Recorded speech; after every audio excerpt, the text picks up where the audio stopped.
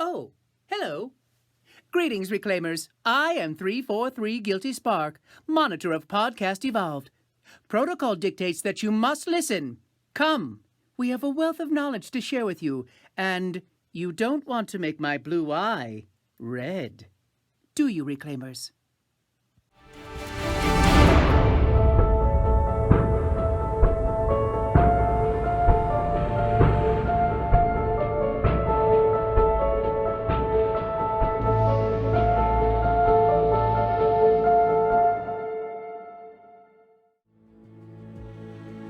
Welcome, Spartans, to another Halo Book Club episode, a part of Podcast Evolved, your home for Halo. I'm your host, Aaron, and with me today we've got Krista. Hi. We've got David. Hello, everybody. And we've got Oren. Welcome. We have a full house today. We all want to talk about this book. Oh my gosh. It's been eating us alive for the past month. Oren in particularly has felt this pretty hard. I actually sped read this. I finished this book. This is the only book that I read before everybody else. Granted, I had it before everybody else, but still. Haven't you done this twice? Because like me, you also did the audiobook. I made it only about halfway through the audiobook. I'm still pretty proud of you though, Oren. Like, well done. Yeah, just to kind of get into it. I read this in about 4 days because I couldn't put it down and it was snowing outside, so work was... I was still working, but it was, much different. And then, yeah, the audiobook came out and I was listening to that while doing some other things. Right, well, as you can tell, we're all excited to reveal behind the scenes. We jumped on this call about 25 minutes ago and we haven't stopped talking yet, so it's just been going well. Because we haven't said it yet, we are here to talk about Halo Point of Light. In case you're sitting, wondering what we're going to talk about. I'm running out of room on my bookshelves. I'm starting to have to, stack the books on top of other books. So I have some of my books upright and then some of them horizontal on top of the other books. I've run into that problem. I was looking the other day going, my old CD collection may finally have to be binned because I need the drawer space for something else. You know what? Yeah, get rid of all your possessions and replace them with Halo books. I don't have a device to play the CDs on, but I've been hanging on to them for years just in case. My books are so scattered between my house in Cork and my home back to my parents' place that half the time I don't I wanted to go back and read Renegades. I had no idea where that book was, so I was just it wasn't with me, so I had to buy it on ebook, and I was like, God damn it! I've done that 3 times. Let me tell you, my Halo Reach statue, which is huge, has been all the way in Arizona for years now. It's across the entire country because every time I go there, I can't be bothered to actually pack it up and take it with me on the plane. It's understandable. Halo takes over our lives. It's true. A little Halo in every house I have to visit. It's very important. Before we get started, 4 minutes into the show, if you're new to the show, welcome. Podcast Evolved is host to a variety of shows. This episode is our book club episode. We do these roughly once a month, depending on how much content we have. We talk about Halo novels, short stories, comic books, anything else you can think of that's written down. We also have a number of other shows. We've got the main Podcast Evolved show, we have Mission Debrief, and we have Builds with Blocks. We also have a partnership with the HCS Pro Talk team. Josh and Will are over there. We have teamed up with them because they are the experts on Halo esports and we are not. We had to go and find people with greater knowledge than our own and team up with them. So if you have an interest in the competitive Halo scene and everything that goes with it, please go over and check the guys out. We will appreciate it. You can learn more about all of our shows if you visit our website, halopodcastevolve.com or halopodcast.com. If you're already a fan of the show, we would really appreciate it if you would leave us a review on your podcast service of choice. Also, if you get a chance, just fire the link to someone. Pick a random person and inflict Halo upon them. Also, we want to take a minute to thank all of our patrons for their continued support. Thank you very much, patrons. Thank you. Thank you. We love you all. Thank you very much. Yes, you guys help keep the lights on and help us do a lot of cool shit that a couple of years ago we could never have imagined doing because none of us could have afforded it. We were all poor, but now we're not, which is nice. Now we're rich. Yeah, that's a bit far, Krista. We may have Moa Burger Pringle money, but we're not rich yet. Man, Moa Burger Pringle money is the only kind of money I need. We're getting there. Soon we'll be on the big Mega Bloks money. You just watch. Oh, I want that scarab. I know that Tom probably has dibs on it, but I kind of want the scarab, the really big one. I just want an infinity set, and someday I'm gonna pay extreme amounts of money for it, but it'll happen. Aaron, if you get the infinity set, can you do me a favor? Yes. Can you put it together and then drop it? It would make a great video. Just think about it. All the angry people, no. It's not going to break the Legos or Mega Bloks. You're just going to have to put it back together. No, if I put it together, I'm gonna spray it with glue that it never comes apart No, again. you can't. You're like the Lego Movie Dad. You can't do that. I don't care. Oh my god, Aaron's the Lego Movie Dad. The Lego Movie Dad was onto something. It's fine.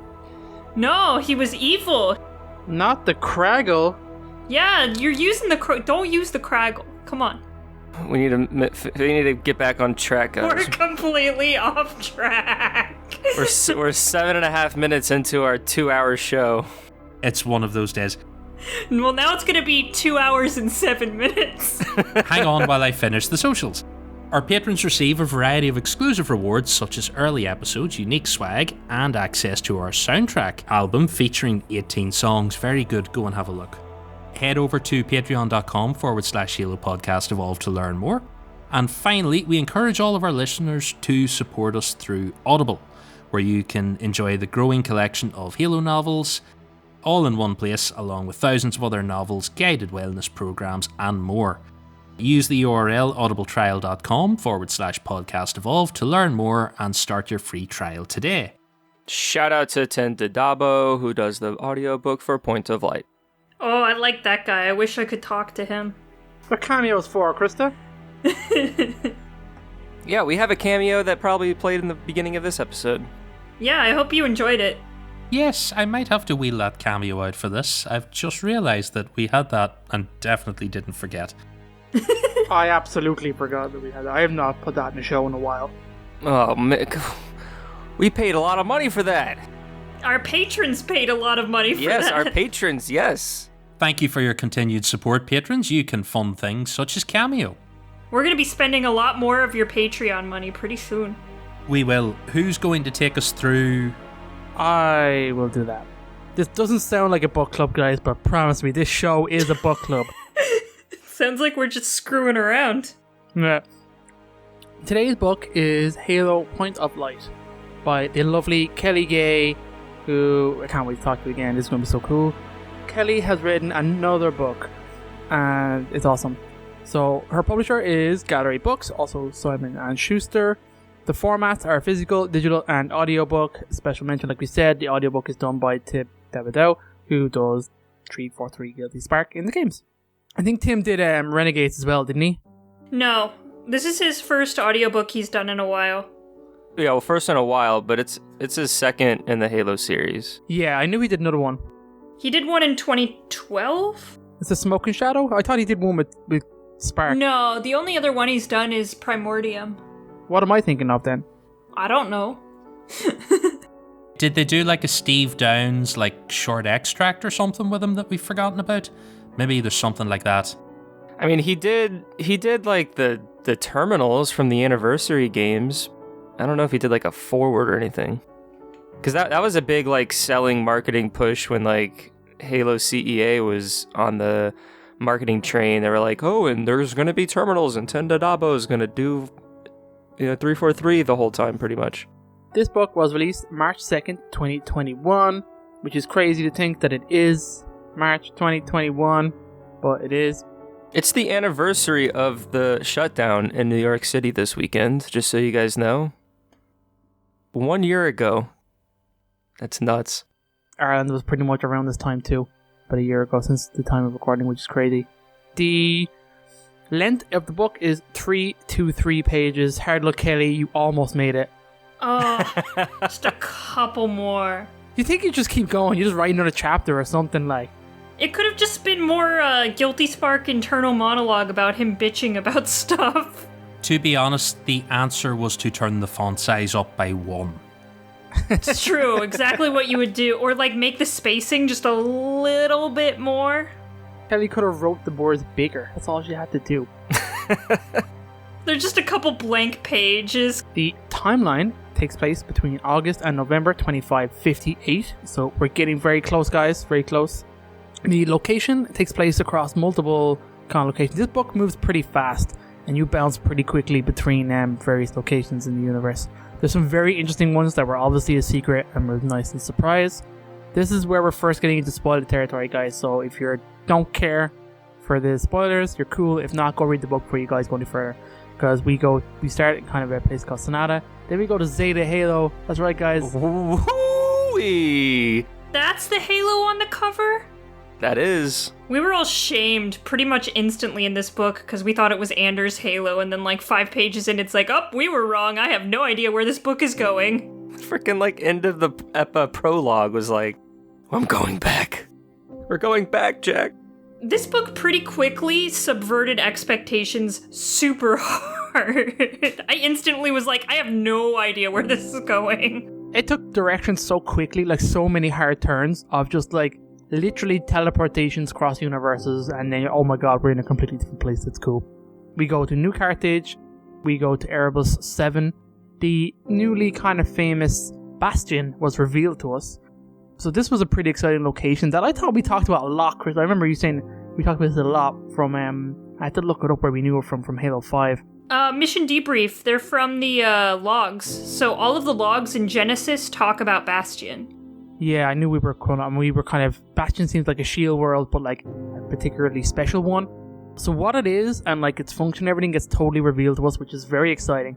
And then it yeets off to the other side of the universe. The conclusion made Krista cry, so we will talk about that a little bit later. Why would you do this to me, Kelly? Why? There is a bunch of characters that are obviously returning, and a couple of new ones that are kind of in there. So obviously we have the Aces of Spades crew, Rion, Spark, Ram, Nico, and Lessa.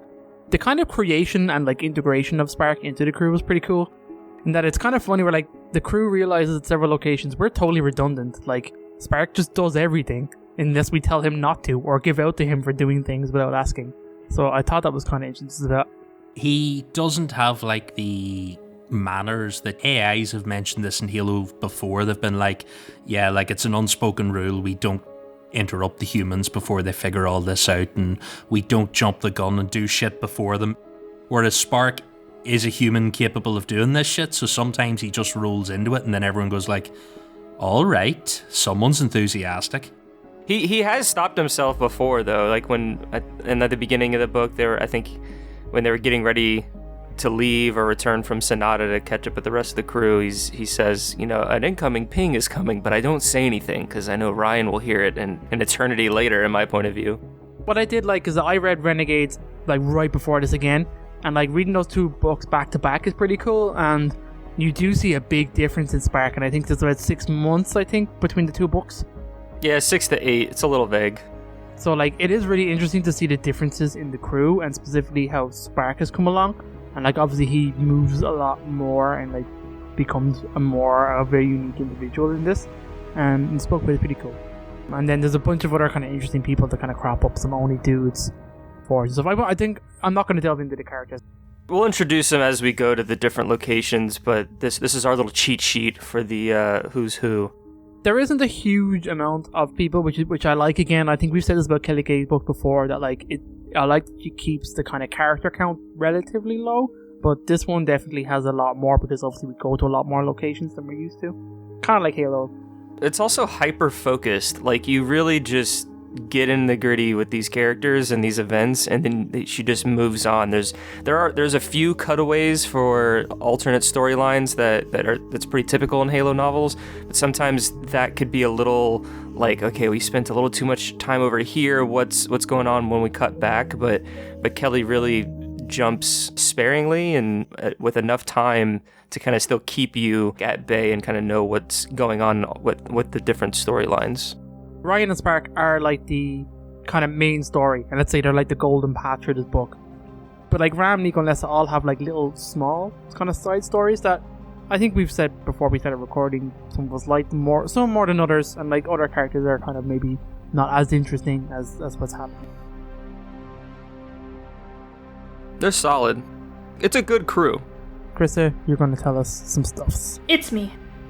There's a lot that goes on in this book, obviously, so the way we have, as a team, have decided to cover it is kind of going through a couple different parts, the parts being kind of the different places we visit in this novel, and then we can try to explain some of the underlying themes, because there's this whole, like, librarian backstory thing that is kind of weird to fit into just a quick summary of what's going on.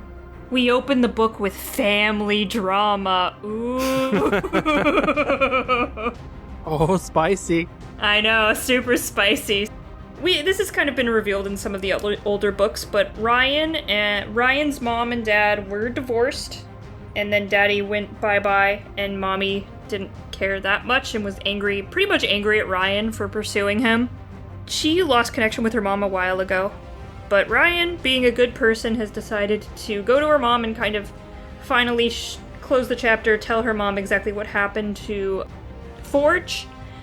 And, of course, her mom doesn't give two shits. She's like, why the fuck are you here? I know he's dead already, you dum-dum. And then she's like, go away. And then Rion finds out she has a kid brother. So, a very happy family reunion.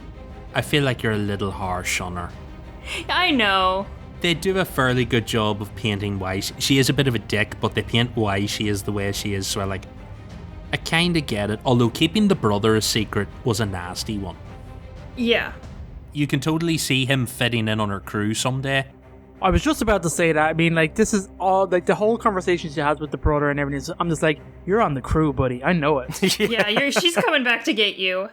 His name is Case. He's not like one of those step siblings that are like, ugh, I hate you. He's like, hey, I wanted to meet you, actually.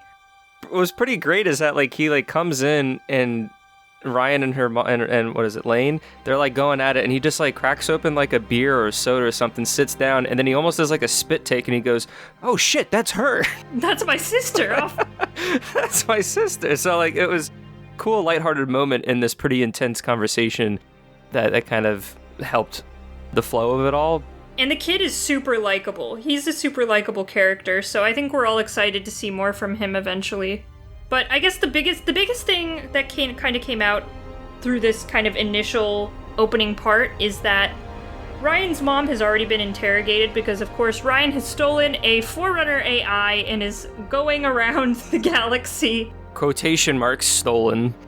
Well, yeah, I mean, quote-unquote stolen. Oni thinks she's stealing stuff, and so Oni has gone around, and any kind of acquaintance that Rion has held has been interrogated by Oni. And so when Rion came home, her mom activated a little thingy that put a stealth tag on Ryan's mongoose. That kind of comes into play a little later. Very happy family. I liked it, though. The Rion Forge storyline is pretty much closed off here. Yeah. And, like, right in the next chapter, like, after this scene, Spark, you kind of get Spark's point of view and talking with Rion, and it's like, well, you know, we tried to look for remnants of the Spirit of Fire, and we had some leads, but we didn't really, and they kind of just give you a summary of what's happened, because nothing really came out of it, to then they could just kind of put it aside and be like, all right, now we're going to go on this adventure, and this is the adventure that we're going to talk about. So it was a nice sort of turning of the page, if you will, to kind of go from the Spirit of Fire, Rion Forge sort of saga that we've had pretty present in the previous two books, to then focus on, like, all right, what's the Spirit of Fire getting up to now? Or sorry, what's the Ace of Spades getting up to now? Well, and there's even a scene right after this when Rion comes back on the Ace where her and Spark talk, and Spark's like, all right, we had a deal. We were going to, you know, kind of finish up looking for the Spirit of Fire for the next 6 months and kind of close the page on that, and then we need to figure out what this key is and kind of finish my story. And Ryan's like, all right, let's go. And that's when Spark is like, oh yeah, by the way, the key leads to Installation 07. Everyone's like, wait, what? And then we're all like, They're like, oh yeah, we're leaving now. It's so quick. It's like instantly, like, Rion kind of closes the book on Forge and they instantly like blast off to installation 07.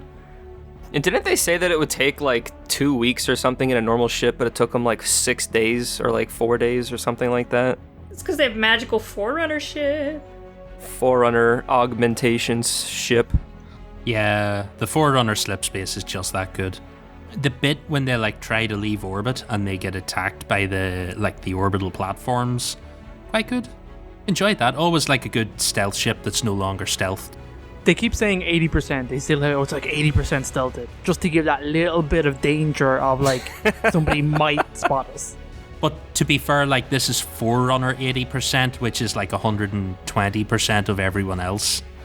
What you also have to think about, humanity is up in their game, buddy. They're using Forerunner tech to tag this ship. So like, it's not necessarily, you can't always assume that Forerunner tech will trump all tech now. Yeah, this is 2558, so the UNSC is moving up in the space technology.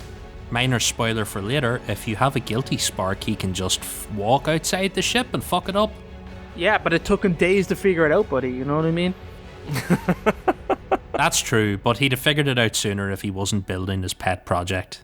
I like that. I mean, that whole father-son storyline of like an AI fixing and making an AI and him feeling like satisfied about it, as if like he kind of helped nurture this being into existence. I thought it was really fucking cool and really underplayed. I would have loved to have seen more Little Bit and Spark interactions, because what was there I think was fucking gold and stuff. That was really great. Well, it's just nice to see more of Spark's humanity.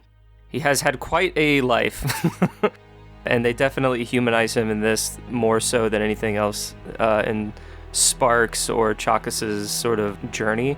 So it's nice to kind of get back to that for him, and I think it really leaves him in a good place for what he's going to do at the end of the book. So it was a very nice arc that Spark went on. So, all right, that's part one. What happened in part two, Krista?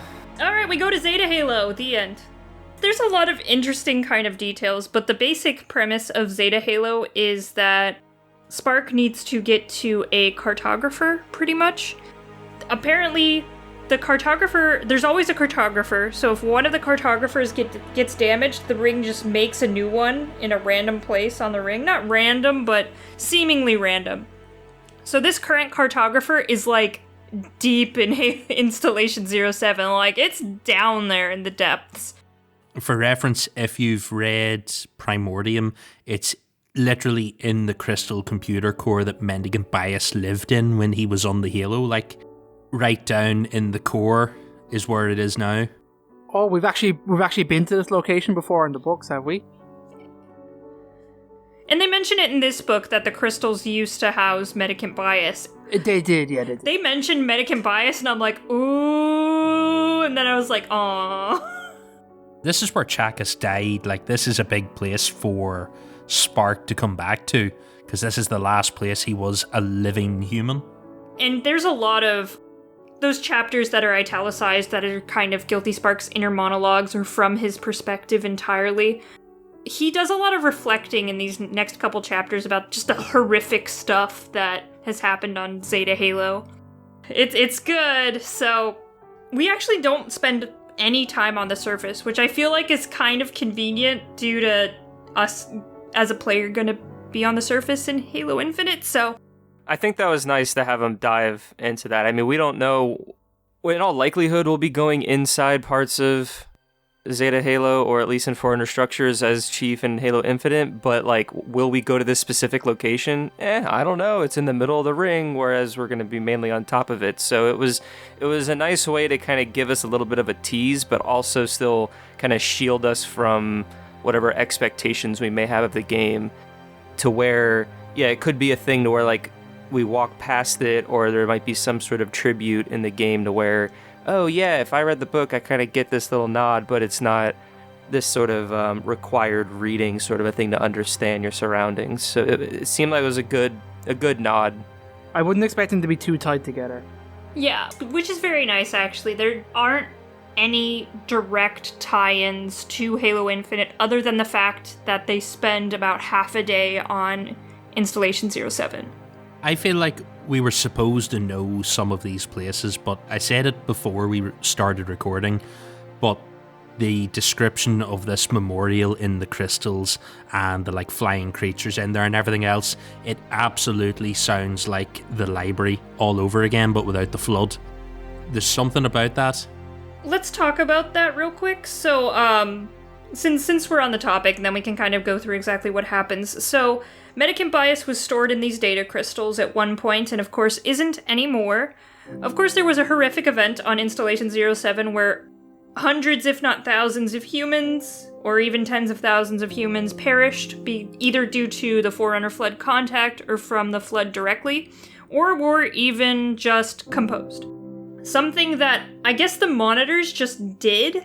They were given instruction. Did they say? I can't remember if they said the Didact ordered it. That's what it is. The Didact orders that this installation will be like a memorial to everyone that's died on it. The ISO Didact, not the evil Didact. But they interpret that to basically, they said they went around the Halo, they gathered up all the geishas, all the composed people, all the fallen AIs and things like that, and then uploaded them into the crystals to be this kind of like living sort of memorial. Rion talks about it where she walks past and brushes her hand over the crystals and she sees scenes like materialize and then wash away, sort of like they're in water.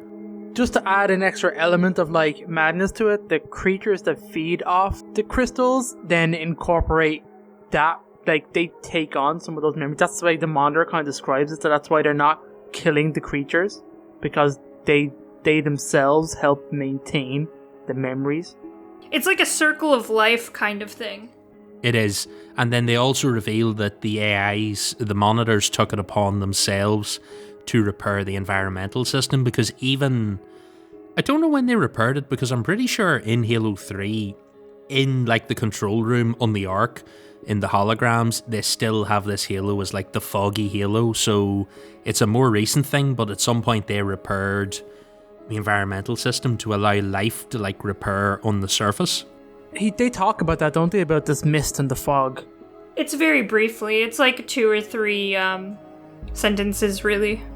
It wouldn't actually require long for the fog to be lifted, because they touch on it in the Kilo 5 books that the Forerunners could make a slip space bubble and accelerate time. So like everything you see on the surface of the Halo could have happened in only a couple of years if they like accelerate it. They could like grow it all faster than real time would let them. So, kind of moving on from that, well, I guess real quick, with these soul crystals, do we think they're going to actually be able to come into play in Halo Infinite, or do we think this is way too much of a like deep lore thing? It's too specific, and it's too like I couldn't see a reason why you would need to go there, because like these guys, it's just a memorial. It's not like you need like information extracted. Well, maybe that's the way it could come in. You need information from a specific individual who is in these crystals, but like, how would you do that in the game?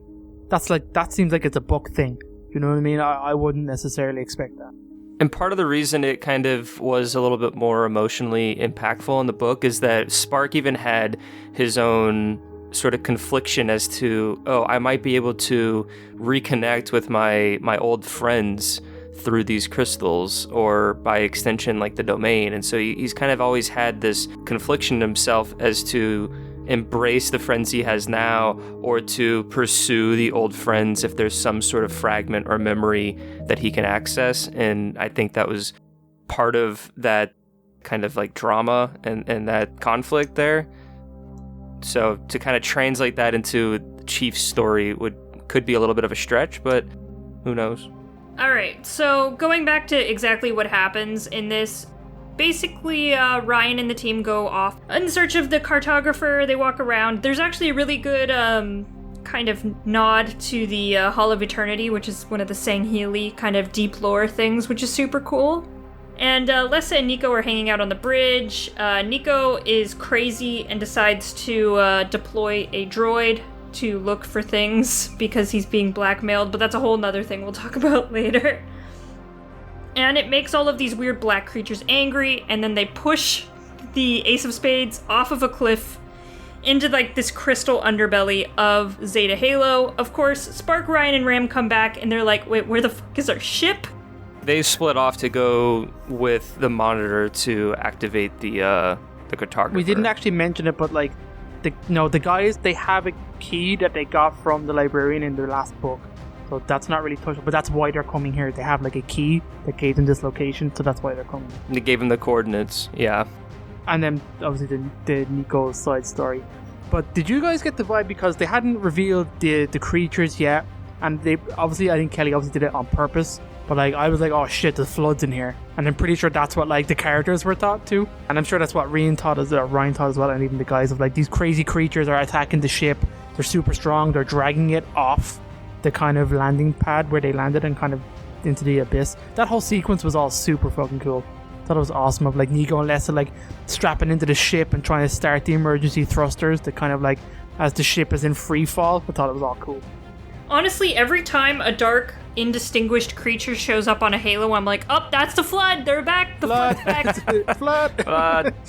Yeah, I was getting, if you guys have watched The Matrix Reloaded, I was picturing like the frickin' ships like traveling through the sewer systems, being chased by the machines there. That's kind of the vibe that I got of their Ace of Spades just free falling through this chasm and just being attacked by these black entities.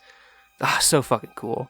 I thought you were going totally for the Agent Smith fight where they all dogpile on him. I was like, oh, that's where Oren's going with this example. Do you know what they gave me vibes of? There's things in Star Wars that like attach to the Millennium Falcon and like eat its power. That's what I was pitching. Those weird kind of flying Minox, things they're called. Do you know the thing I'm talking about?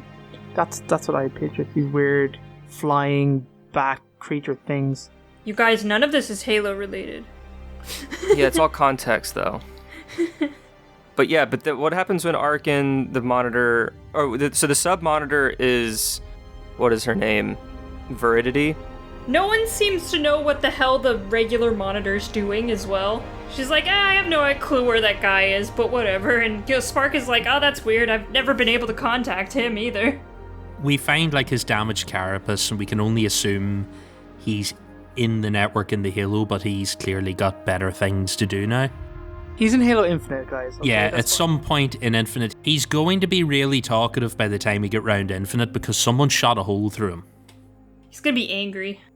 I guess it is an important thing to note is that like while they're here, this is when the UNSC still is occupying Zeta Halo, so this is all like before the Banished arrives. There's peace on the Halo right now. There's absolutely no problems. There are human colonies there doing their thing. The Halo is completely intact. And the Sentinels on the Halo are not like threatening the humans in any way. That's gonna change. I just know it. Everything seems to be hunky-dory on Installation 07, and that's how we leave the installation as well. But before we leave the installation, Spark, Ryan, and Ram head over to find the Ace of Spades, and also conveniently that's where the intact cartographer is.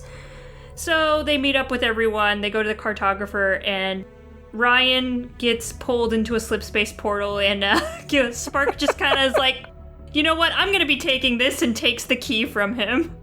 I thought, shit, Guilty Spark's gonna be such a dick again. Before we do that, when they get to the cartographer, another like Forerunner piece comes out, and it snaps into the current key, making an even bigger key, and that's when the portal activates. Spark just like, yeet, bye-bye. He just yoinks it, and it was just like, his internal monologue is also like, I could try to save her, but I probably won't be able to, and this key will lead me to her. And then he tries to explain that to the crew, and they're just not having it. They're very sus. So Ryan is somewhere, we don't know.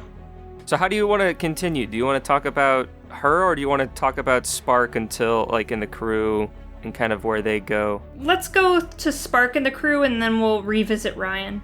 Spark and the crew figure out where the next set of coordinates go, and Spark's like, Ryan's definitely gonna be at these coordinates, definitely 100%. And you're like, okay, cool. It leads to New Carthage, which is a planet that has a bunch of stuff on it. A huge corporation called Hannibal, which makes a bunch of weapons and stuff, just happens to be right on top of a Forerunner site. How interesting. I actually found this very interesting. Because Hannibal make all like the kind of uber shit. Like they make the the railgun scorpion and then like the wasps and stuff. Just some of the real crazy shit. The Hannibal variants in Halo 5 are really cool. If you get a Hannibal Mantis or a Hannibal Scorpion, you're quite happy for the rest of Warzone. It's a lot of fun. I love that they built this, that these guys are basically like they've stumbled upon this alien tech and they've used it for years to build this weapons empire. They built their headquarters directly on top of the Forerunner site and have kept the existence of the site on the super, super down low.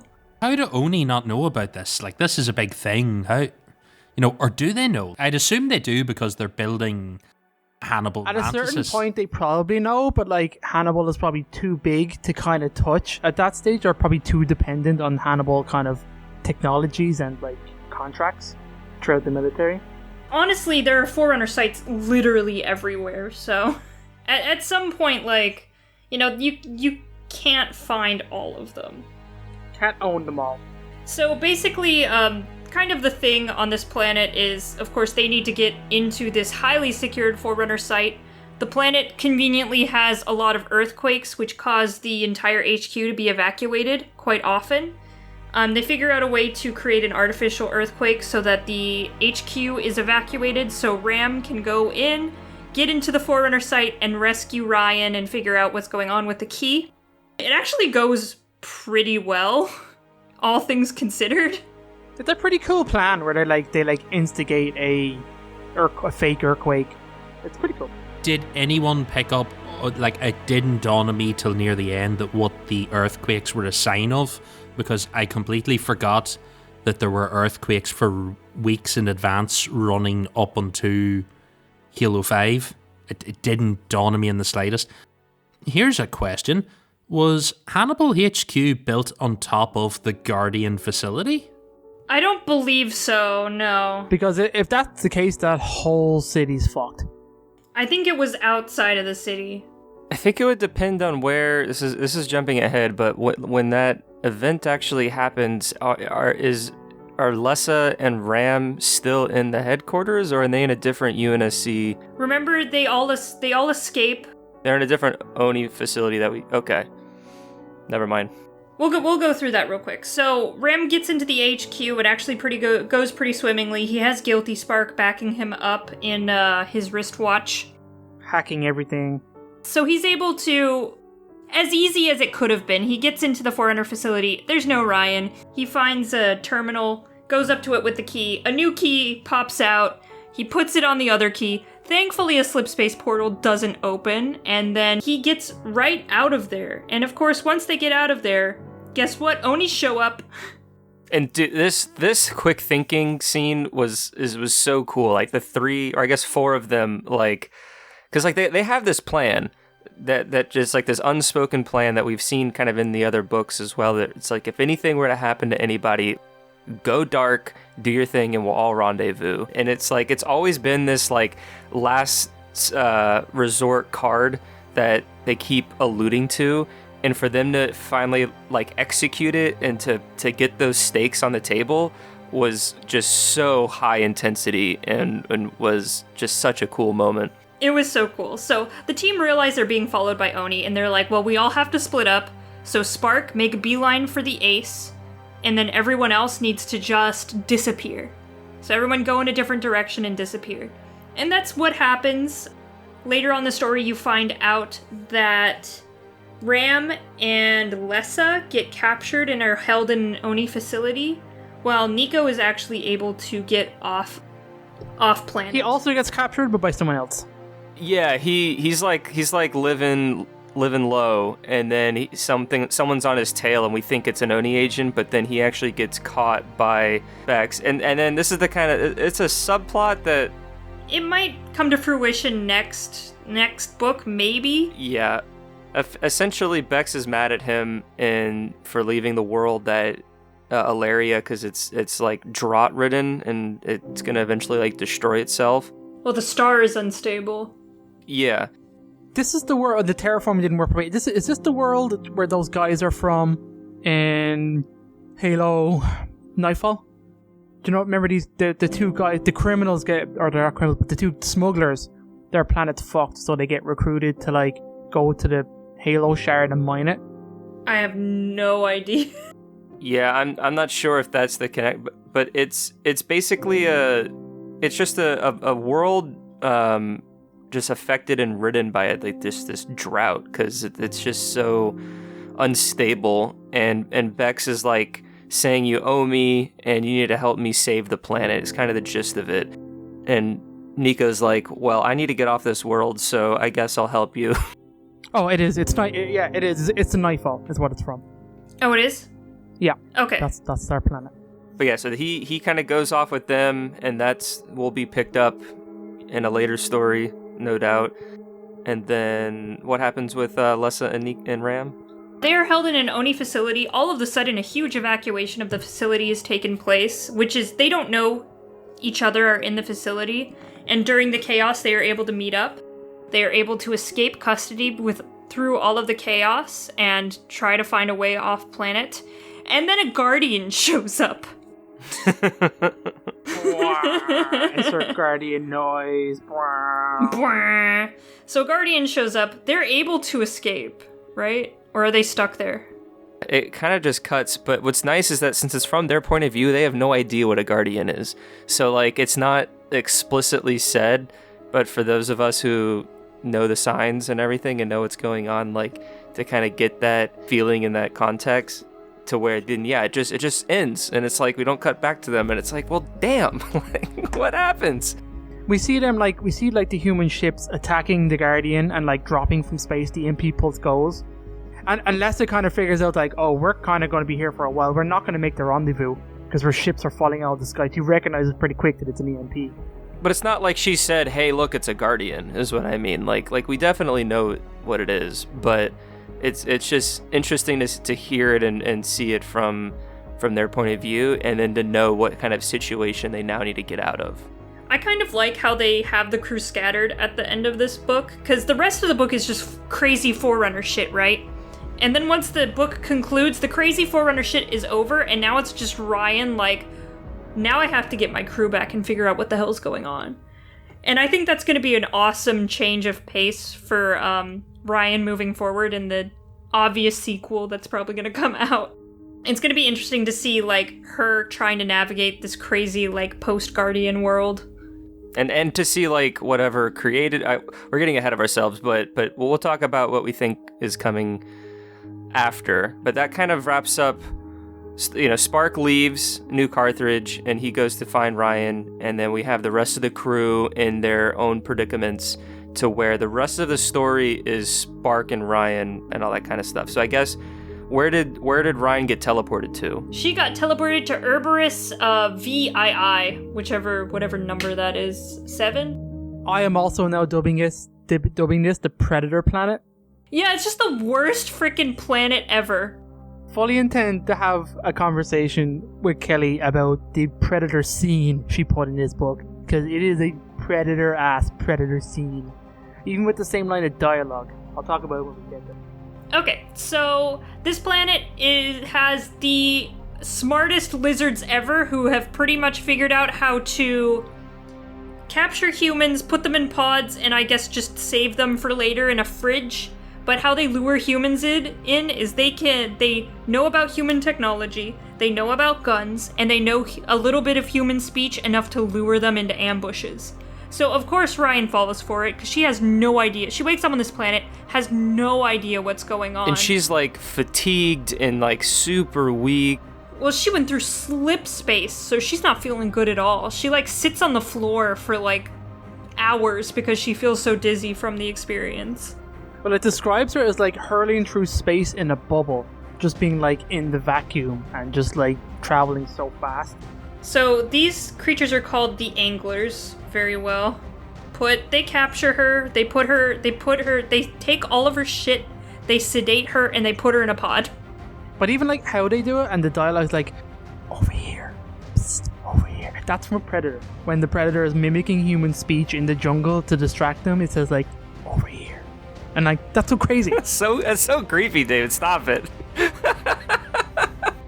It's crazy. This shit was really like, oh, I hate this. I'm reading this, I'm like, I hate this. This is the worst. I love that, like, they eventually explain it that just like the Forerunners made this planet that you're not meant to be here if you're not supposed to be, and it will absolutely destroy you. And you're just like, wonder what other shit was on that planet apart from those. Like, were the trees gonna eat you at some point? Killer bugs? Birds? What else did they have in store? Those creepy vines that the prophets had on their planet? It's weird. Okay, so Rion gets captured. She gets saved by some Oni agent survivors who went to the planet to see what happened to the science team, because the science team always gets fucked up, right? The science team is pretty much dead. So all of these science teams went quiet. Oni agents were quickly taken out by the anglers and were stranded on the planet. Of course, Guilty Spark shows up just in time and is like, hey everybody, I have a ship now. And Rion, being a good person, is like, alright, let's rescue all of the survivors on the planet and drop them off on the moon. And the Oni survivors are like, we're supposed to be capturing you, but I have temporary amnesia, so I think you're good for now. Quickly after that, Spark and Rion go back to the planet to kind of finish out their mission and figure out where the key leads. A huge monitor named Precept is like, I'm gonna judge you. I was all about this scene. Do you want to talk more in detail about the scene then?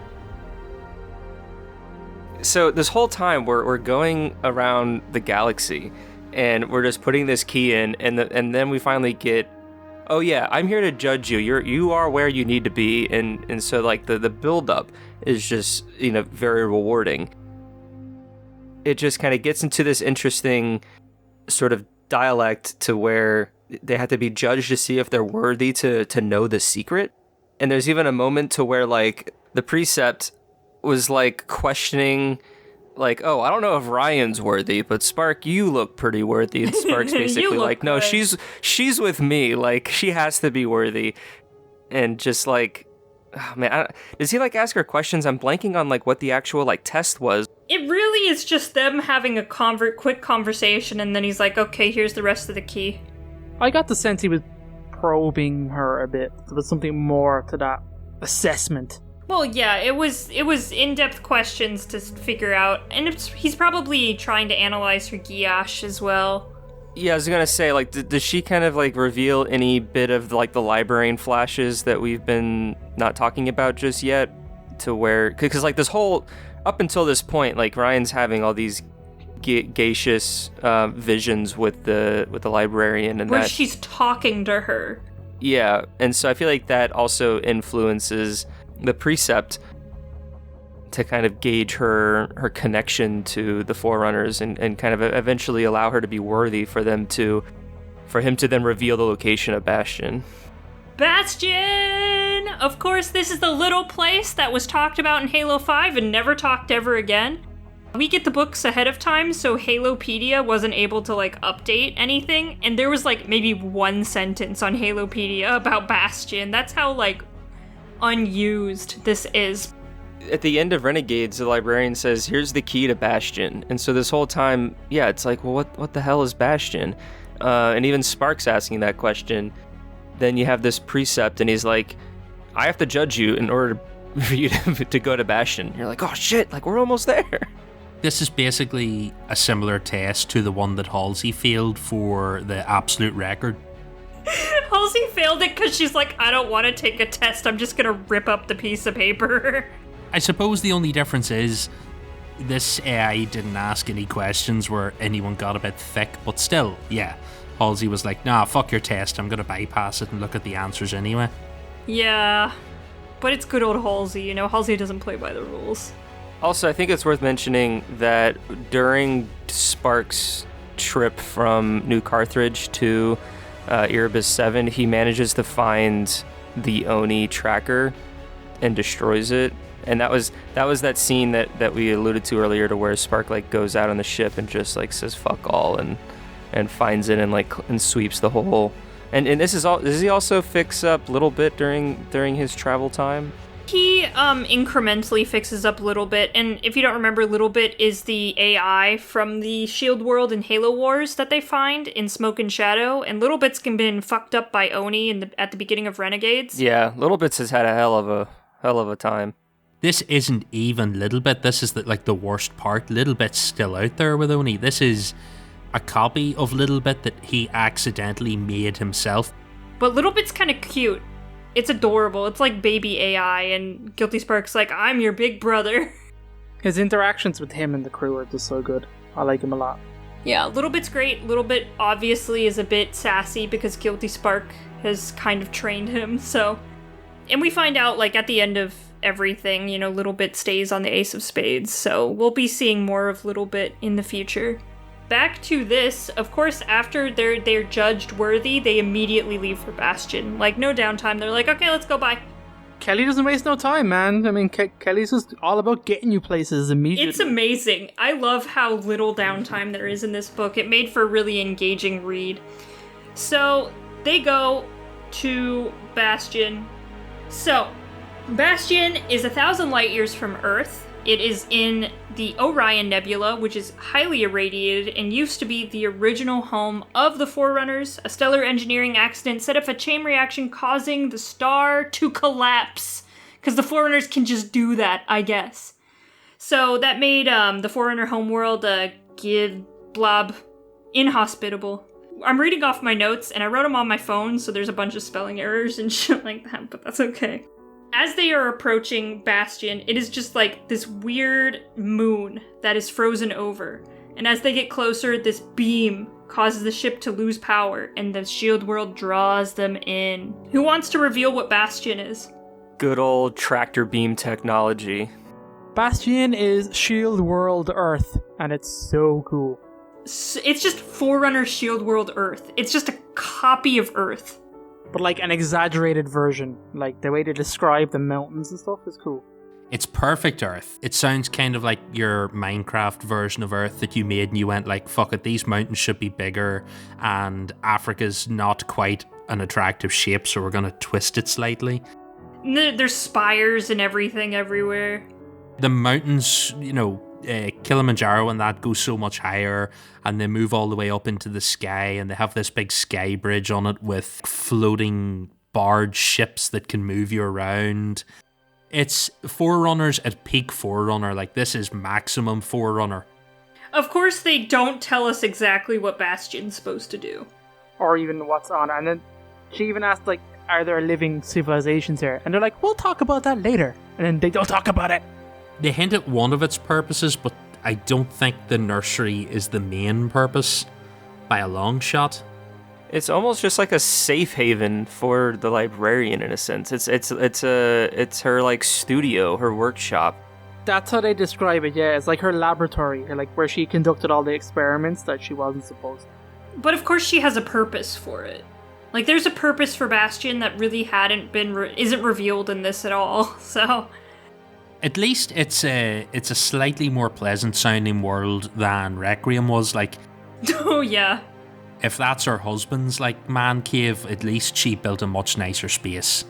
Her women's shed. Yeah, lady shed. So we land at Bastion, and we don't actually go to the surface at all. We just kind of hang out at the top in the Forerunner facilities. And we meet Keeper of Tools, who was the guy on Genesis who has been looking for Bastion and finally was let in. He's like, please let me in. And of course, the only other people are imprints of the Forerunner crew who went to Path Chthona with the librarian. That's who she left here on this planet. And of course, they're just imprints. They're not real Forerunners. They make an important note about getting this guy tools here, that the fact that like he was stuck and he wasn't the only one because of their domain. There wasn't an access to it after Healing Wings broke. But the fact that he could get here is because all the Guardians are waking up and Cortana has gotten into the domain and he was able to get the hell out. The others never made it they were supposed to. They talk about how this whole facility was supposed to be run by 3 composed Forerunners, but due to fuck-ups, only one of them survived.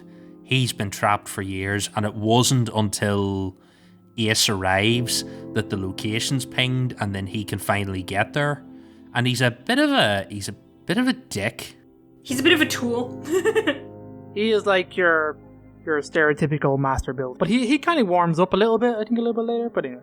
His purpose isn't even to stay on Bastion, it's to get in the Eden and fuck off, basically. That reveal was cool. We'll talk about that in a little bit, but Eden is a... Doesn't Eden and Bastion go to the same place? No, Eden goes off to Path Chthona. But they still make a note that they need to move Bastion. Yeah, Bastion needs to be moved because of what Cortana's doing, and they're worried that she'll figure out where Bastion is because she pinged it in the domain. Yeah, the location's been pinged, so they've got to move again, and there's no... Because of where they are, they don't have any issues about worrying about slip space, they're just going to go. Whereas Eden is away off on its own weird adventure. Yes, it's going back to Path Chthona with tools to pretty much fulfill the librarian's last wish, and we'll talk about the librarian's story once we kind of wrap this up. We're very close. And of course, because there's not going to be anyone really left to take care of Bastion, Keeper asks Spark to be the monitor of Bastion. And Spark pretty much feels like this has gone full circle. He was taken away from Earth, and now he's been returned to it, albeit a very different Earth. Fully mobile, Forerunner year. Well, and he's not fully human at the same way that Earth is not fully Earth in Bastion. He feels like that's a good place to be, and Rion has to leave now. And just as she's leaving, Spark projects an image of Chakos to say farewell, and I'm just losing it at this point. I'm like, I can't do this. Why are they doing this to me?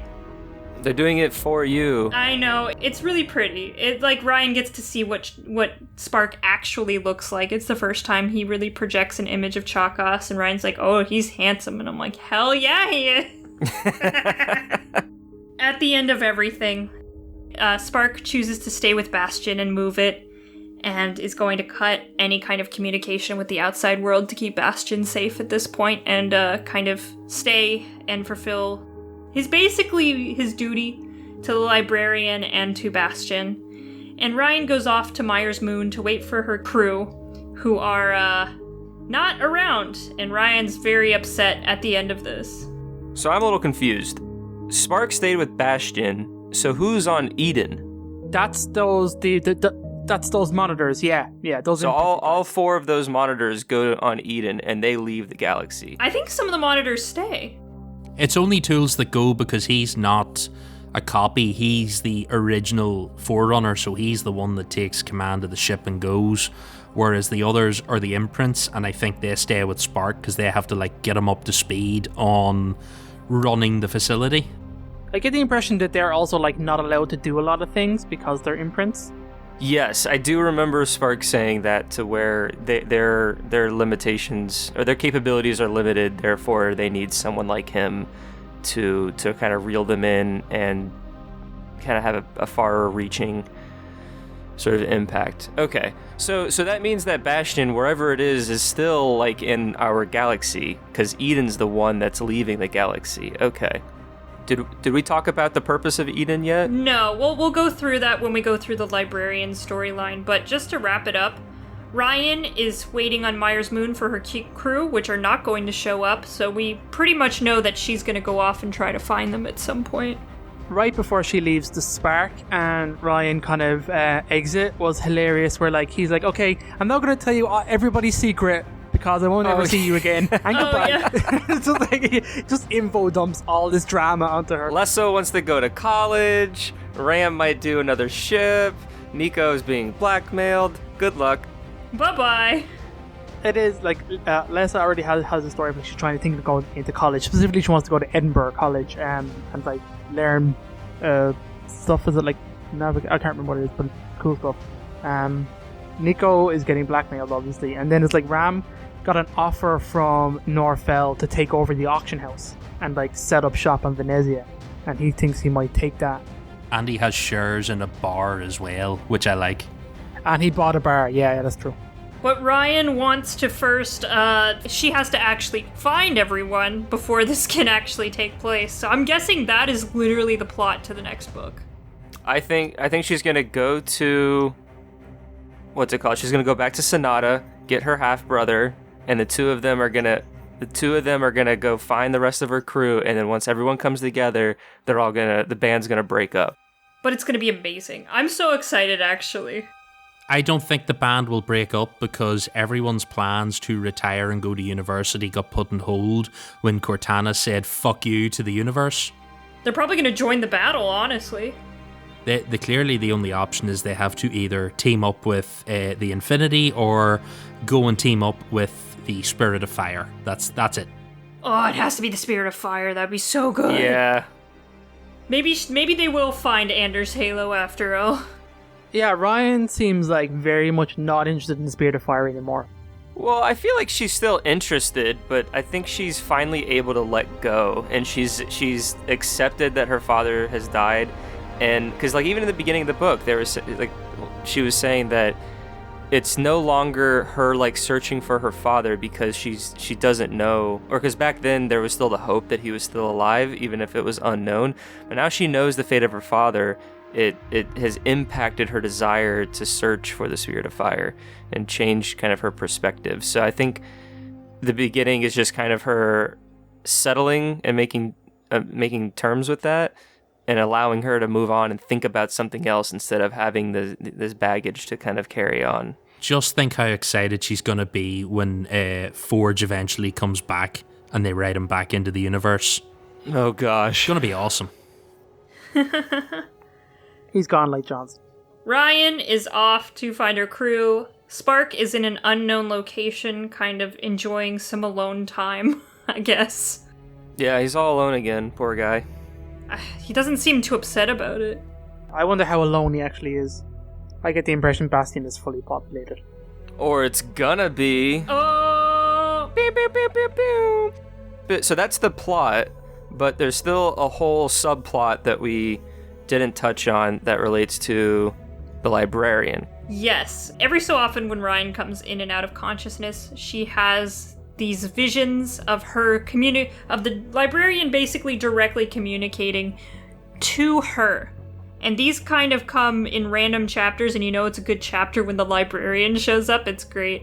But it's almost the librarian's final testimony.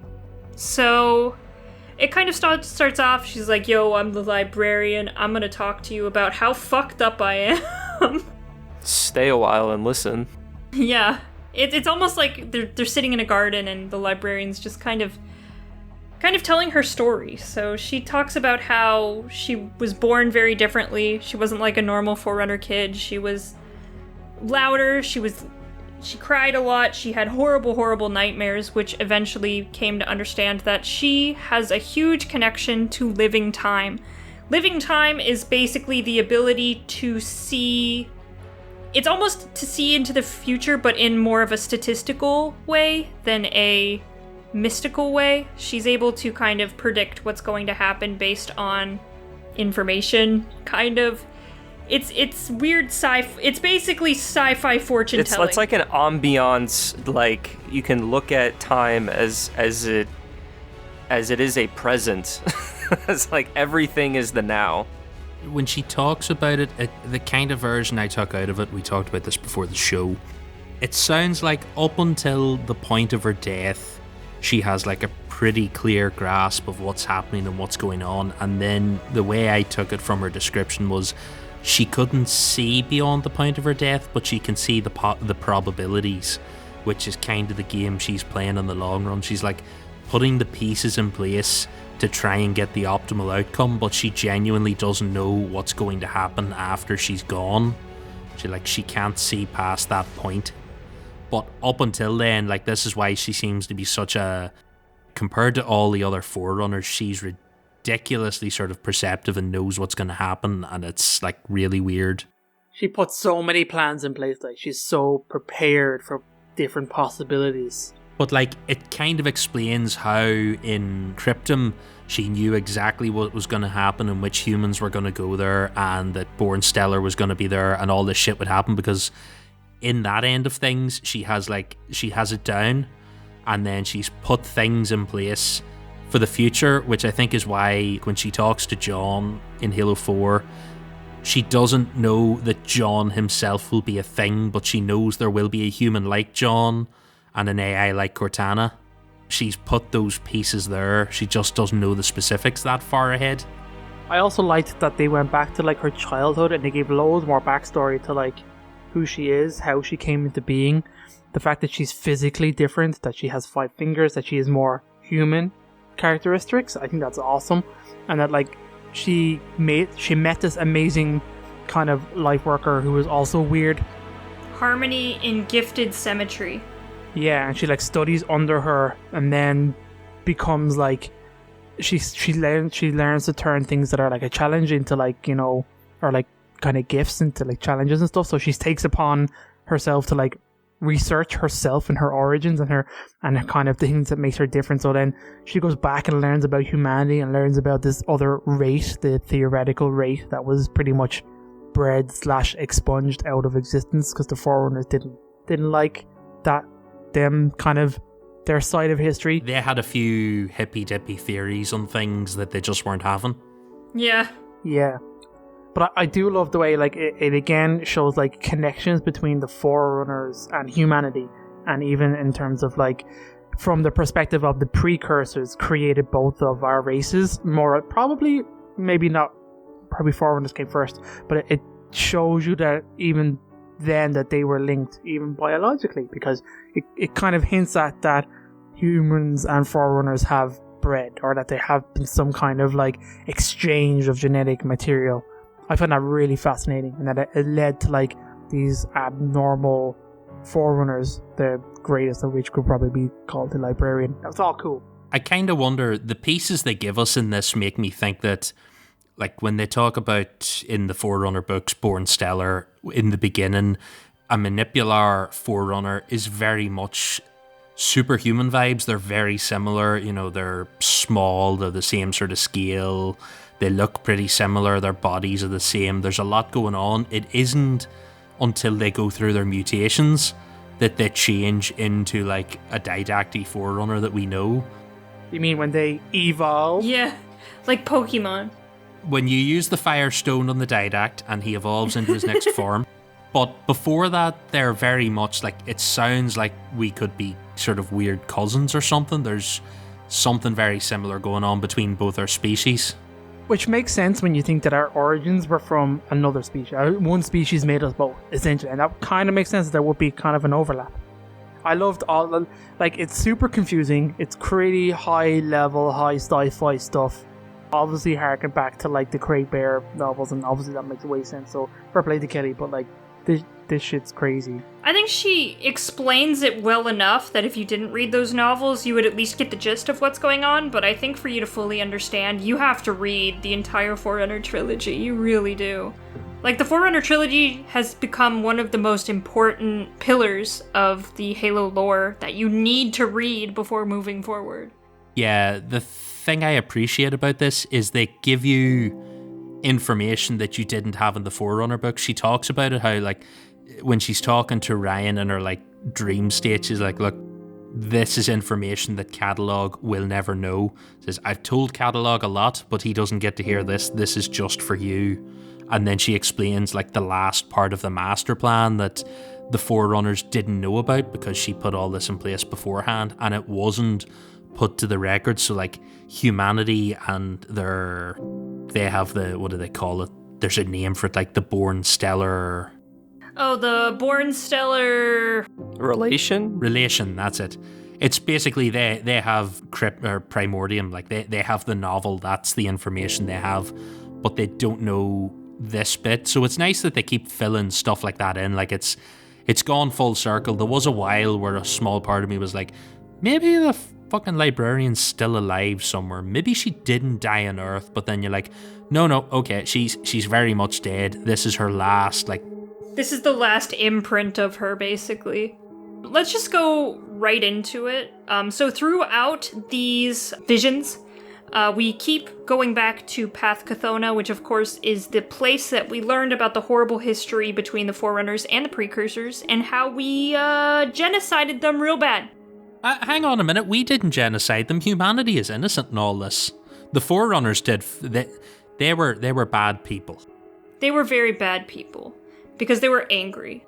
We keep going back to Path Cathona, we keep going back to this, like, canyon with a cave at the end of it, and eventually we see what is in that cave. So, the kind of explanation for that is living time was damaged when the Forerunners killed the Precursors, so I have no idea what that means, but that's what the librarian said. And of course, time was even more damaged when the flood arrived. The librarian's basically last plan, maybe, last goal, was to eventually fix that ripple in time. In Path Chthona, 2 precursors were hidden away by the Forerunners who lived there, and while the Forerunners were not able to keep the precursors alive because they were, of course, wounded and damaged by the ongoing war. She did say that the precursors could have healed themselves. The precursors chose to die, which is the real bit. I thought, I'm pretty sure she said, they could have healed themselves and brought themselves back to life, but they didn't want to anymore. They had to work with their bodies, but I find that kind of telling that these last precursors were like, fuck it, I'm out. Yeah, well, while some of the precursors said, if this is what my creations want, I'll let it go, the other precursors said, I'm going to kill everything. You're coming down with me. Yeah, and that's the flood versus these precursors that just decided to fade out of existence. Yeah, but it's also very interesting that, these precursors are physically described, and they sound like Happy Flood. Do you know what I mean? They sound like the good version of Flood, where they're crazy plant-like growths. Yeah, she revealed that the hive mind that the Flood have is not a precursor thing. It didn't exist before the Primordial and the rest of them made the Flood. That wasn't a thing. These are different. They're not a hive mind. They're individuals. They were different, and there were good and bad. The way the precursors are described in the Forerunner books, they were very much of one mind of, fuck this shit. We've been wiped out. We had our plans. We put them in place. Well, that was a precursor. Yeah. They kind of described the ones that were left. They were the ones that turned themselves into the Flood. The Primordial's the last one. But by the time we meet the Primordial, he's already the hive mind. He's not the individual anymore. It always gave off that vibe that the precursors were very much to be feared because they had a plan, that plan got fucked up, and that's the end of it. Whereas now you get there's shades in it, and there are very much innocent precursors who didn't want anything to do with any of that. It's sad. The place where the precursors died sprouted flowers, actually, and the flowers contain their genetic code. Throughout these visions with Rion, we see them in a garden, we see the librarian handing her seeds and flowers and stuff like that. And so that's what this is alluding to. So there are flowers that contain the genetic code of the precursors, and what Eden is going to do is go to Path Chthona and plant these seeds so that eventually a new civilization of precursors will emerge. It's not going to be the same one that the Forerunners destroyed, of course, but it's going to be something entirely new. So the precursors are coming back, I guess, guys. Yeah, sounds like we're going to get a multiverse type of a setup. We're going to remake all the Halos in this new sort of alternate reality. It might be like the Reapers, where everything's just cyclical and happens over and over again. But at the same time, I think that's the end of their story in terms of Halo books, novels, canon. Oh, I think the precursors are done, and I think the librarian is done. Me too. I think we're moving on now. This book wraps up so many storylines. I think we were even, when we interviewed Kelly, and we were talking about, she pulled shit from everywhere, from every reach of Halo canon, and put it into her books. And I remember at the time thinking, this is crazy. Reading Renegades, reading the characters that were coming into it. And I think this book wraps up so many of that, and obviously leaves us with an interesting place where, again, it ties up all those stories and brings us into the Guardians timeline. Honestly, these Kelly Gay books are almost the second Forerunner trilogy. They really are. Especially Renegades and Point of Light. It just wraps up so many loose ends that Greg Bear introduced. I don't know where the Halo series is going to go from here, honestly. Halo Infinite, that's... I know, everything seems to... the entire lore seems to stop at Halo Infinite. Everything's to be wrapping up and ending, and then Halo Infinite's going to birth something completely new. And it's crazy that, that game was supposed to come out last year. The end goal of the end goal of Halo has to be the destruction of the Flood and the taking down of the Primordial. That's it. That's Like, the big end goal is to do this. We're currently a little bit sidetracked because Cortana lost the plot. Like, that's got to be the end of it. So, like, we get this finished and then humanity assume the mantle. Like, that's the end goal. Yeah, it's literally humanity has basically inherited, one, what they were supposed to inherit at the beginning, and two, all these Forerunner problems that they have to resolve, the biggest one being the creation of the Flood and the precursor that is currently leading them. So now we have finally kind of figured out, like, the librarian has helped us make amends for the Forerunners thing so that new precursors will emerge to kind of right the imbalance in the universe that created. But now we have to fight the Flood and get them out of here, because that's the next big imbalance that has been created by the Forerunners. Yeah, like, there's still a long way to go. Like, that's really what it's going to be down to, which I suppose makes sense, because that's what Halo is. Halo is the Flood, so it's got to come back to the Flood at some point. I think what this sets up is that we no longer have to worry about the Forerunner shit. The only Forerunner shit left in the universe now is the Exodidact. That is it. He is the only, like, real string left, untied. He's out there living his best farm life, doing relaxing shit. Well, I mean, yes and no. I mean, he could come back. They do drop that hint in that short story, like that. The one Chloe wrote? Yeah, where he's on the farm and he goes back to Audacity and he stands in the ship and looks at his suit of armor. Like, they very much hint at he's here when he's needed. Like, he's going to do his Superman moment and appear in the moment of need. But, like, he's it. They're apart from Mendicant Bias, but, like, he's not really Forerunner shit. He's tied into Flood shit. Yeah, well, he's not going to show up and write a humanity problem, which is the Cortana problem that was generated by humanity. He's going to show up when a Forerunner generated problem, i.e. the Flood, shows up. Like, that's it. That's his final redemption. So, clears up a lot of shit that I think, like, has been plaguing us for years, of all these leftover threads that weren't tied off and we didn't have answers to. Like, we no longer have to think, will the librarian come back at some point? It's like, no, that's handled. And Guilty Spark's not really out there roaming about. He's there somewhere, but I can't see us going to Bastion anytime soon.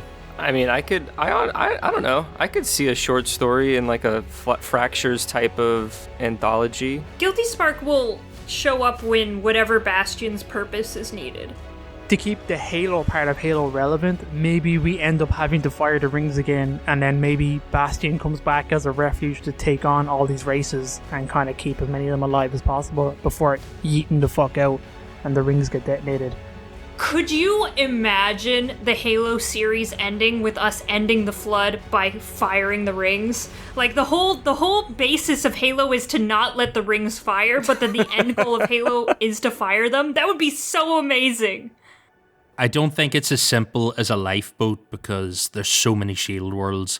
Bastion is something cool and different. Yeah, well, right now, because they didn't give it a purpose, they can write it to be whatever it needs to be in the future. I'm sure they have a couple of ideas, and it's just a matter of how they want to continue the franchise. I like the fact that 343 keep taking away threads that we could, think about what Halo Infinite's going to be. Like, oh, maybe 343 Guilty Spark will show up. Like, nope, that's not gonna happen. What if it has something to do with Bastion? Nope. Nothing to do with... They're taking away our speculation. Yeah, it just drives me further back to, like, Infinite's going to be the setup for... We have to beat Cortana and move on. And I think it'll be the first thing to give us a brute ally. I'm telling you. It's going there. It's gonna be Chief Atriox and the Arbiter. I would be so excited. Atriox is too smart to get caught up in Cortana shit. He knows better.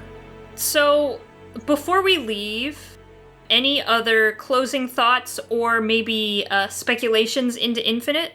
I will say that after reading this book, I think that my personal favorite series in the extended lore are probably these three books. Because I reread Smoke and Shadow. I listened to our book club of Renegades before diving into this book. And it's just a fun ride. It's different than the sort of military sci-fi that we're otherwise used to in the games. And the information and the characters are just so intriguing with fun set pieces. And so I really enjoy this book and just definitely recommend it to any Halo fan. And Chris, I think you actually put it well that like this trilogy really is a sequel to the Forerunner trilogy, and to fully understand the deep lore in Halo, you definitely need to understand these 6 books. Where you can get your cool other military stories by reading pretty much all the other ones, but like if you want to know the nitty and gritty origins of the Halo universe, these are your required reading novels. So big, huge shout out to Kelly Gay to what she's done. Honestly, when it comes to like the Halo book reading order, like once you get past the Bungie books, I feel like the Forerunner books are the next thing you have to read to understand the next wave of because the 343 lore is so tied into those Greg Bear books. Like even some of the ones that are a little more simple and more militaristic still have little nods and tie-ins to what's going on there. Sure, we're still in the Reclaimer saga, right? So like that pulls directly from Forerunner lore, which is all based from Craig Bear. Yo, so do you think Infinite is the end of the Reclaimer saga if it's going to be the next 10 years? Like, you think that, like... I feel like the Reclaimer saga now has a little bit of a sour note because 4 and 5 weren't completely loved by the Halo community. 4 was loved more than 5 was. I don't know if I could even tell you what the Forerunner saga is. Like, 4 felt Reclaimer, and, that had a purpose. 5 didn't seem to really tie into that at all. I kind of feel like 5 sets up that humanity has to prove they are fit to be the Reclaimers. Like, I think the end of the Forerunner saga or the Reclaimer saga is not necessarily the end of the fight. It's that humanity have to prove that they are the ones capable of it, so they've been challenged. The Forerunners have gone, no, we're not going to challenge you now for dominance of the mantle. But Cortana has thrown down and gone, no, I'm worthy of it. So I feel like that's like what this saga will finish. Well, that makes me think it won't, on the basis that Cortana isn't probably the only thing we need to overcome to become the Reclaimers. There's more there, right? I feel like she's like the big test before we take on the Flood. That becomes the final saga, is teaming up and uniting the galaxy to destroy the Flood. But in order to do that, you have to like reclaim your spot and assume the mantle, and then you have to protect the mantle. But like, I don't think that humanity's any one species is in any good position. If you were going to tell me what it is, I think that would be the ultimate answer, is that rather than do what the Forerunners and Cortana did, which is one species assuming protection of the mantle, humanity will team up with the other species and teamwork will win the day. Like, that's the end goal. That's just creating another covenant. But a better covenant. That's the end goal. Like, you had that in the animated series. Like, you see that with like Cortana's vision of the future. You see humanity fighting alongside the elites and stuff, and like that's the only thing that's different. We talk about like Halo history repeating itself all over the place. Like, the only thing you do different is when you assume the mantle, you don't take it on your own shoulders to do it, and you team up with your allies and you do it together. Almost like the Mass Effect thing, like where all of the major races are united under one governmental system. The council and stuff, yeah. I would love to see that. I would love to see Halo universe do that. Create a like governing body. Like, of I think all the races. Forerunners kind of demonstrated it, and Cortana does as well. No one group is capable of... Actually, do you know what? It's also like a perfect example of Bastion. No one AI was allowed to control Bastion. It was a team up of 3, and it was 3 together that would run it to stop the power going to any one person's head. And it's going to be 3 AIs in Chief's new Cortana. So humans, elites, and the brutes together. I don't know. Maybe I'm talking a lot of shit.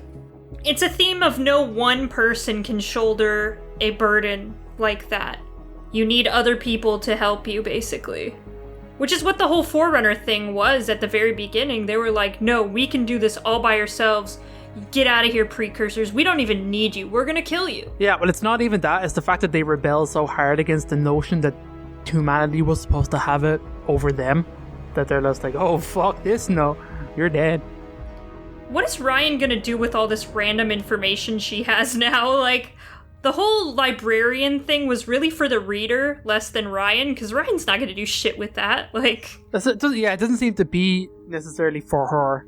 it's for the person reading it, which is kind of interesting and meta. And also probably to give a reason why Ryan keeps going along with Spark and saying like, yeah, okay, I'll help you. Yeah, I'll keep pushing this story along. I think, yeah, Ryan just tends to like, I guess it's just her crew story now. Do you know what I mean? She doesn't have an overarching motivator at the moment. Do you know what I mean? It is just getting probably her crew back together. She's not searching for her father. She's not searching for the spirit of fire. She's searching for her crew and evading the created.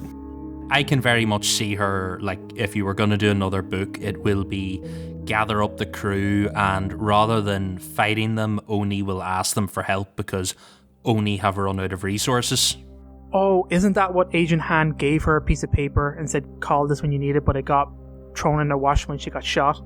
You could very much see that Ryan's future down the line would be to, like, rescue Osman and take the fight back to the galaxy. Yay! Alright. Is that about it, folks? I think so. That's enough, I'd say. Yeah. Well, we will obviously be talking about this book for years to come, so don't worry about that. It's not over yet. Well, you guys can never leave. This is Podcast Evolved is forever. This is Podcast Infinite. Podcast Infinite, yeah. We're gonna have to rebrand. Alright, Aaron, do you wanna do our outro? We could do another 2 hours. Who wants to stay? I can. Let's just read the book. We're going to revive a really old show section called Rampant Speculation. We're going to be here till tomorrow. Oh my god. Thank you very much for joining us and sticking with us as we've just splurged all of our thoughts out onto the ether of the internet. Like we mentioned at the top of the show, you can find every episode of all of our shows on the website, halopodcastevolve.com. You can find all of the unique feeds for the individual shows as well. And if you want to listen to everything all in one feed, follow the Podcast Evolve main feed and you've got it all. And please, if you get a chance, drop us a review because it's always nice to get some feedback. And by the way, you don't have to drop us an entirely perfect review. If you would like to hear something more or you want to give us anything you think we could do better, tell us because I'm always open to more things. I don't know about everyone else. Constructive criticism is always welcome. Yes, constructive criticism, that's very important. It has to be constructive. If you want to call us dirtbags, you could do that too, but I'm not sure we'll take that to heart. That's for Discord. Go to Discord and do that. Yeah, go to Discord, yeah, you can insult us there. I was about to say you can be mean to us, but we will set the Discord on you. We will find you. It's true, we have an army. Well, no, you have an army, we just rent. We have a Krista, so that's all we need. Yeah. Once again, another special shout out to all of our patrons for supporting the show and helping us do what we do. The show wouldn't be what it is today if it wasn't for you guys. So thank you very much. If you head over to patreon.com/podcast evolved, you can learn more about becoming a patron. And finally, if you want to give us some feedback on this episode or any other episode, you could email us or you could give us a voicemail because that's more exciting. We'll play it on our live shows. If you give us a voicemail, we'll do that. You can call 205 Evolved. That's 205 386 5833. Don't leave too many personal details in it or we'll not be able to play it out loud. If you want to send us a voicemail that you don't want played on the air but you just want to talk to us, please do because we do listen to them all. You can tell us. We don't mind not playing them on the show if you just want to chat to us. Yeah, just tell us that you don't want us to play it. A few people have left us personal messages and it's been very nice and we appreciate hearing from every single one of you. The day I stop getting a warm fuzzy feeling from people getting in touch with us is the day I quit podcasting. Like I said, you're here forever, so no. You don't get to quit. Right, well, on that note, we're going to quit this episode and go record another one. I have been your host, Aaron, and until next time, evolved. Evolve!